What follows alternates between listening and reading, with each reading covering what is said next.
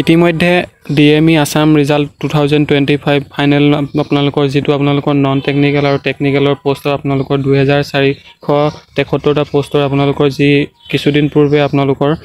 যিটো আপোনালোকৰ স্কিল টেষ্টটো অনুষ্ঠিত হৈ গৈছিলে সেই স্কিল টেষ্টটো অনুষ্ঠিত হোৱাৰ পিছত আপোনালোকৰ যি আপোনালোকৰ স্বাস্থ্য বিভাগৰ আপোনালোকৰ ফাইনেল আপোনালোকৰ যিটো আপোনালোকৰ ৰিজাল্ট আছে সেই ৰিজাল্টটো ইতিমধ্যে মুকলি কৰা হৈছে আপোনালোকৰ বাবে ভাল খবৰ যিসকলে গ্ৰেড 3 আৰু গ্ৰেড 4 লাভ কৰিছে তেওঁলোকৰ বাবে শুভেচ্ছা থাকিল যিসকলে আপোনালোকৰ গ্ৰেড 3 আপোনালোকৰ পোষ্ট আপোনালোকৰ নন টেকনিক্যালৰ আছিল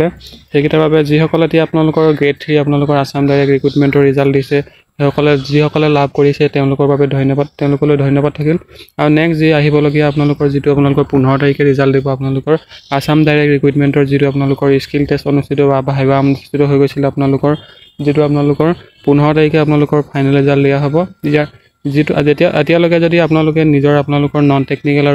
আৰু DME গ্ৰেড 3 নন টেকনিক্যাল আৰু যদি টেকনিক্যালৰ ৰিজাল্ট সমস্যা নাই তেন্তে আপোনালোকে নিজৰ ৰিজাল্টবোৰ চাব পাৰিব আপোনালোকে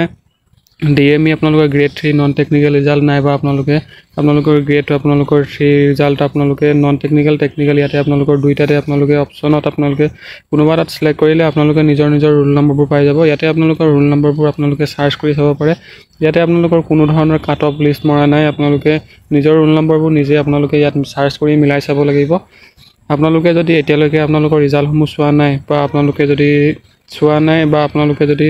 কেনেদৰে চাব লাগে হেতু জনা নাই তেন্তে আপোনালোকে এনেকে আপোনালোকৰ ইতিমধ্যে আপোনালোকৰ PDF আপোনালোকৰ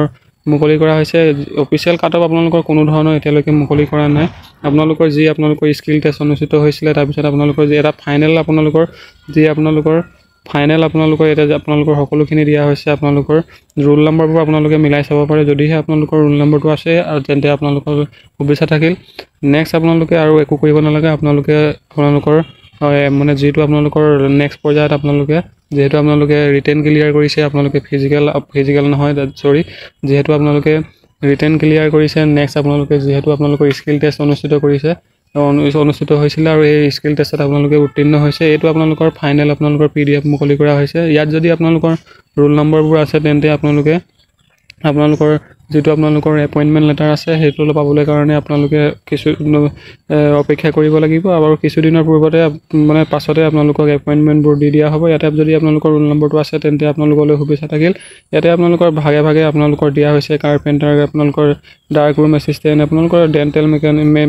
মেকানিক আপোনালোকৰ সকলোখিনি ইয়াতে আপোনালোকৰ ভাগে ভাগে দিয়া আছে ইলেক্ট্ৰিচিয়ান ফিটাৰ আপোনালোকৰ যি আপোনাৰ নন টেকনিক্যাল আছিল যদিহে আপোনালোকে এতিয়ালৈকে ৰিজাল্টবোৰ চোৱা নাই তেন্তে অতি শীঘ্ৰে গৈ পিনি আপোনালোকৰ নিজৰ ৰোল নম্বৰ মিলাই চোৱাক ধন্যবাদ